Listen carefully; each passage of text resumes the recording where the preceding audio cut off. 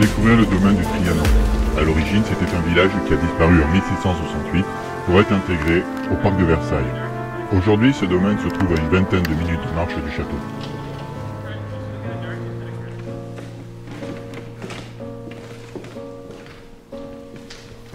Le Grand Trianon est un bâtiment que Louis XIV fait construire par Louis le Vau. L'extérieur du bâtiment est en marbre rose, ce qui lui vaut d'être aussi appelé Trianon de marbre. Le bâtiment est une succession de salles, salons et chambres en enfilade. Le bâtiment est divisé en deux ailes, reliées par une galerie à colonnes portant le nom de péristyle.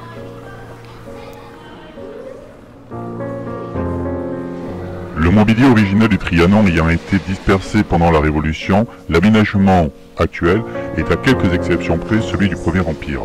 Napoléon meuble entièrement le Trianon et y vient quelquefois séjourner avec l'impératrice Marie-Louise. Ce sera une résidence de séjour de plusieurs figures royales françaises ou étrangères depuis Louis XIV, la marquise de Pompadour, Pierre Ier de Russie ou plus récemment le président américain Richard Nixon ou la reine Elisabeth II du Royaume-Uni. Le Grand Trianon est composé d'une cour, d'un palais et d'un ensemble de jardins et de bassins qui rejoignent le Grand Canal de Versailles d'un côté et s'enfoncent vers le domaine du Petit Trianon de l'autre. Louis XV, à l'instigation de Madame de Pompadour, confie à Claude Richard puis à Bernard de Jussieu l'aménagement d'un jardin des plantes. L'architecte Gabriel y rajoutera un jardin à la française, une ménagerie et édifiera aussi, au milieu des allées de verdure, le pavillon français et le salon frais.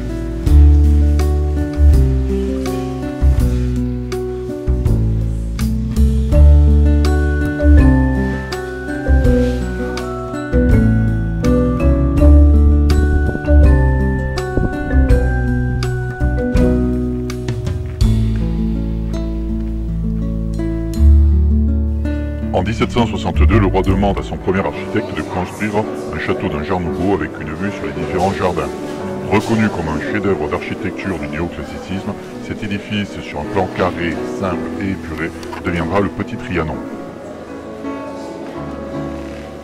Le rez-de-chaussée est dédié aux services. L'étage noble comprend les pièces de réception avec 3 salles entresoulées à l'usage de la reine. La comtesse du Barry, qui succède comme favorite à Louis XV à la marquise de Pompadour, inaugure le château en 1769. Lorsque Louis XV meurt, la comtesse doit quitter le domaine. Et dès son avènement, Louis XVI offre le château à sa femme Marie-Antoinette. La jeune reine est enchantée du cadeau. Elle changera peu de choses à l'intérieur du bâtiment, mais la reine souhaite un jardin dans un style anglo-chinois à la place du jardin botanique de Louis XV. On trouvera dans ce jardin de nombreux espaces particuliers, comme le belvédère, une fontaine dans un gros rocher accompagné de son petit pavillon ornemental.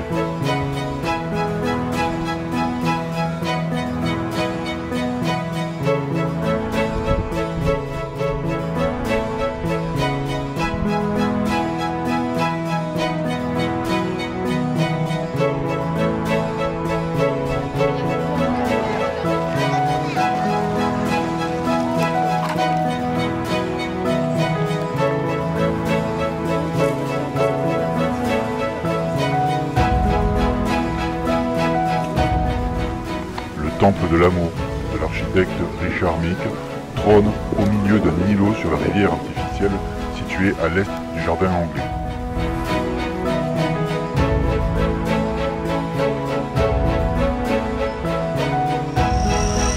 Au fond du domaine, dans la partie nord, derrière un étang artificiel se trouve le hameau de la Reine. Autour de l'étang, l'architecte fait ériger 12 chaumières à pans de bois d'inspiration normande. C'est un peu l'invention des parcs d'attractions avant l'heure. Le moulin est purement décoratif et a vraisemblablement pu être utilisé comme lieu d'exposition.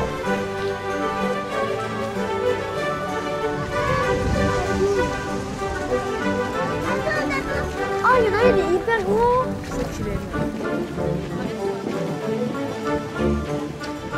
La maison de la Reine est le bâtiment le plus sophistiqué qui a réellement servi de refuge intime à Marie-Antoinette.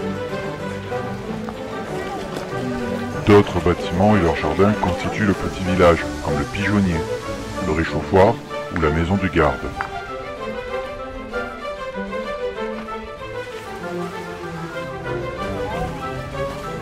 Deux laiteries ainsi que la ferme complètent les distractions très rustiques de la souveraine, avec ses volailles et surtout ses moutons et agneaux immaculés.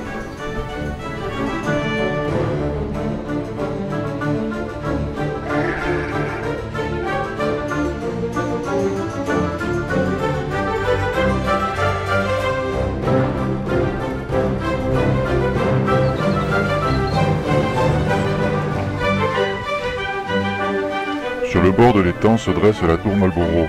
Au pied de la tour, il y a un embarcadère qui permet d'accoster des barques et d'aller pêcher à la ligne les carpes et les brochets.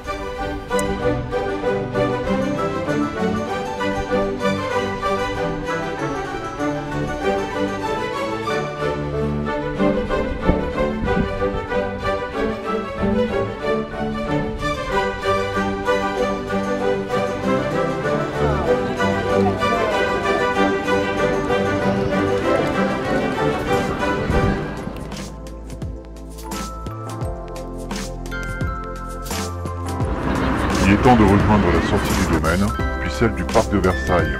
Mais avant de partir, je vais faire une dernière visite. Juste devant l'entrée du château, les anciennes écuries royales dans lesquelles se trouve aujourd'hui le musée des carrosses. La collection des carrosses se compose uniquement de grandes berlines de cérémonie. Ainsi, chaque voiture raconte une page de l'histoire de France à travers un événement dynastique ou politique, comme le mariage de Napoléon Ier, le baptême du duc de Bordeaux, le sacre de Charles X ou les funérailles de Louis XVIII. Conçus pour frapper les esprits, les carrosses sont des œuvres d'art totales, d'un luxe ostentatoire, ornés à profusion d'or et de sculptures. Ils ont été réalisés par les meilleurs artistes ou artisans de l'époque.